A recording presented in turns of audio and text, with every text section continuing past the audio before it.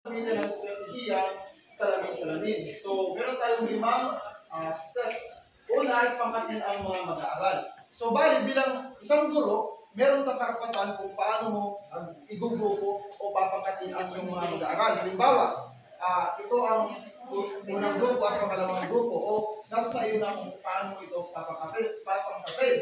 At ang pangalawa, ang isa ang magsisilbing salamin at samantalang ang isa naman ay mananalamin. Ang nalalaming kapangkat ay buhula sa ipinakitang kilos. Bale, sa isang grupo, halimbawa, sa grupo nila, meron silang dalawang representante kung saan ang isa ay salamin at isa naman ay ang nananalamin. At ang pangatlo ay ang mananalamin ay gagawa ng kilos na siya naman gagayain ng salamin. Bale, ako ang maaari ba?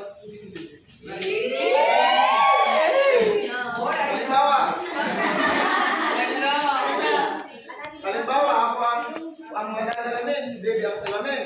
Gagawa ko ng kilos. Ganito.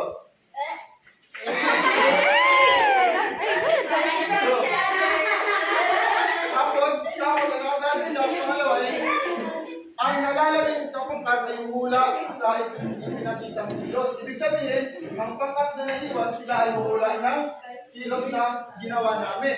Kagaya ng ginawa namin kanina, ganito. Ano ba yung running! What if di mo magkaparehas kung walking na walking? What if marami ang nakita ko na walking? Hindi. Yan ang science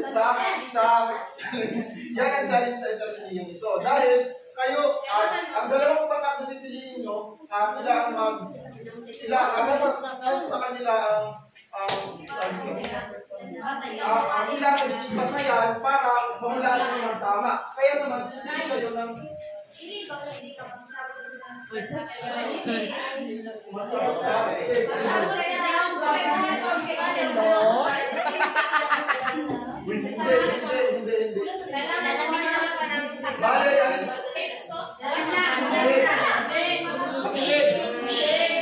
Ang nananalamin, siya yung gagawa ng kilos. Ang science ng salamin, siya yung gagaya. Dahil ikaw na alay o nakatugon, pinatugon sa Organic Bible City, diba? Na cooperative, meaning merong pag-cooperation ng dalawang representante. Isa rin yan sa paraan para to cater yung mga kinesthetic learners. Alam niyo ba yung mga kinesthetic learners? Natututo sila sa mga meron ko ginagawa mo. Tama? So, yun yung magiging challenge na ang salamin, siya yung gagaya at ang mananalamin siya yung gagawa ng kilos. So, yung nananalamin ang nakakaalam sa kilos. And then, ang pang-apat na step ay isasalaysay ng ibang kasapi ang ginawa ng magkapareha sa salamin gamit ang salitang nagsasaad ng kilos. So, balik, yun na, hula kayo ng pinakita namin na kilos. At ang panlima ay magpapalitan ng iba pang kasapi sa pagsasalaysay. Balik, iba-iba ang representante na magsasabi o magsasalaysay, magbibigay ng salaysay o sentence. Ito ang halimbawa na binigay sa libro.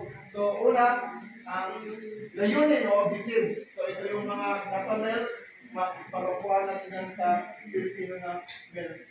And then, ito ang mga kagamitan, mga sanggunian, alam natin ang mga kagamitan na iyong pinili para sa iyong